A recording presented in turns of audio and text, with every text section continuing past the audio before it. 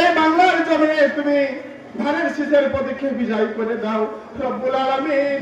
এই শিবগঞ্জের মাটিতে তুমি আমাদের ধানের শীষের প্রতীক অধ্যাপক শাহজাহান মালিককে বিজয় করে দাও। তোমার কাছে দাবি এ দোয়া রেখে শেষ করছি, আমিন সুম্মা আমিন।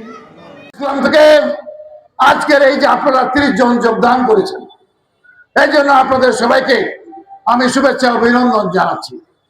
সবার কাছে, সমগ্র ধাইনগরবাসীর কাছে যদি আবার বলছি, আমি জানি না যদি কোনো কিছুতে আমাকে আমার কোনো আচরণে আপনারা ব্যথা পেয়ে থাকে, আল্লাহর রাস্তায় মাফ করে দিন।